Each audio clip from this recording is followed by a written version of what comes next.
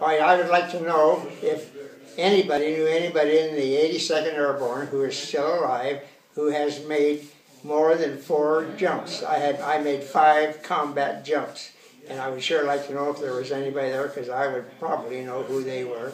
The 82nd Airborne started out in Africa, Tunisia, Sicily, Anzio, and Naples. We had 4 campaigns in before we were assigned to making the D-Day invasion.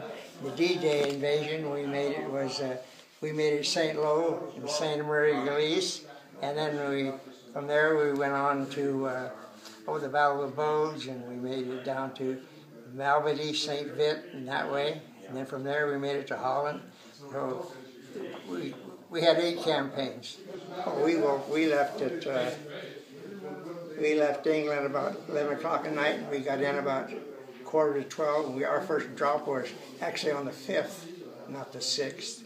We got there, and then all the rest of the troops were about a half hour behind us, and we naturally run our radios and everything. That's how we tell them where to go, where we're at, and then the rest of the planes zero in on us, and they come in and make their regular landing. So what's it like jumping out of a plane in the middle of the night? Well, it's nothing. You've done it so often, it's nothing to do in it, really. All you see is a bunch of floating orange tennis balls going by, and hear it ripping your parachutes and stuff and hitting people. But D-Day was our 4th campaign, so we pretty much knew what was going to happen. So orange tennis balls is people shooting at you. Oh yeah, that's all their backpack and all their.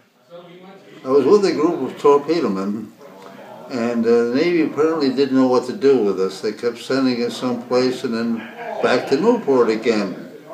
So I said, I got to get out of here. And, the chief came along one day and said, we need volunteers for submarine duty.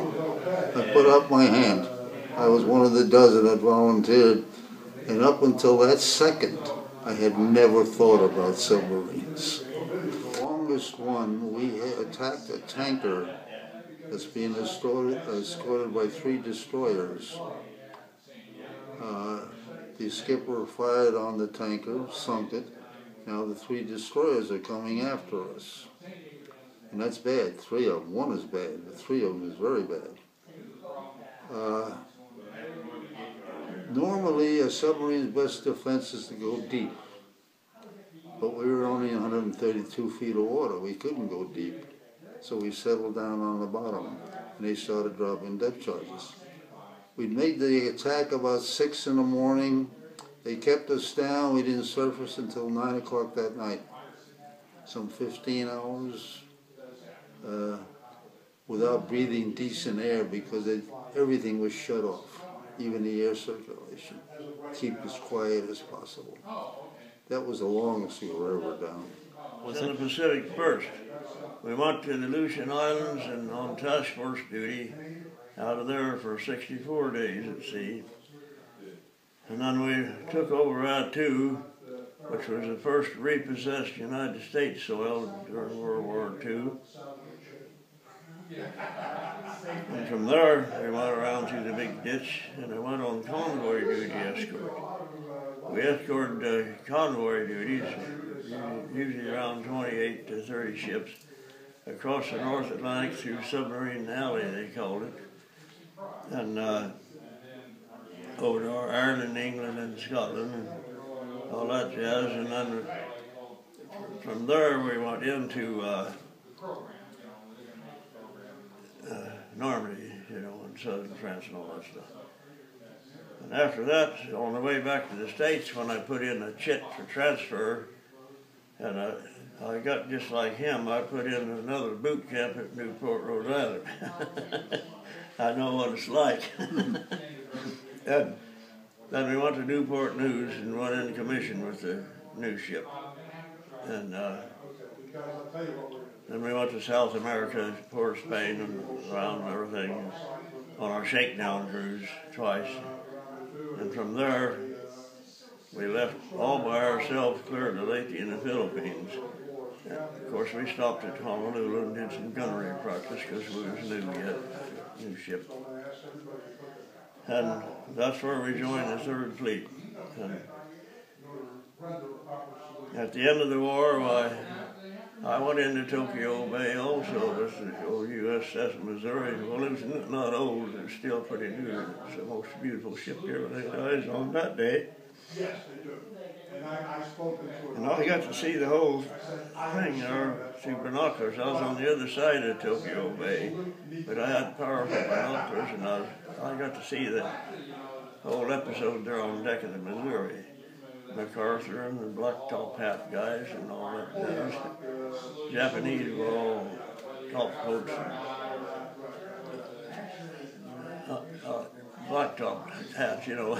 We were separated for probably a couple hours, and they released us. And so our single half-track, I was the map guy, and I just said, let's take this gravel road, maybe get us down south faster. So we were driving down the road, beautiful agriculture, countryside, everything's green, and then we saw this huge walled building. We didn't know what was inside, except there were a couple of large smokestacks. So we got down to where the gravel road led to the entrance to that large enclosure, and a bunch of the men came out. They were prisoners in their dirty uniforms, and they were waving at us like they were really excited. So I said, well, let's stop. I'll go up and see what this is. Maybe they need help. So anyway, when I got there, they just started hugging me and thanking me, and none of them could speak English, so everything was just by, you could figure out what they were trying to say, and I was trying to say, well, what in the hell is this? And while I was thinking about it, they pulled me into the crematory, and they opened the ovens to show me the bodies that were being burned. And that scared me to hell, because I thought, what on earth is this? Then when I saw a pile of dead bodies that they were putting into the furnaces, I thought, well, they must have the plague. They're burning them to kill germs. And I thought, I better get out of here. So I tried to pull away, and finally I pulled away. They didn't want to let me go, and I just said, I'm not going to stay here. So anyway, I started running up the gravel road, and they started yelling, mine, and waving their arms, and I turned around and they said, there's mines in the road, don't go on the road. So they saved my life from going down the road, and we got back to the half-track, and I told the lieutenant, I said, you better go up and see what this is all about. He said, I don't want to see it. After telling him what it was, because none of us had been told about a concentration camp.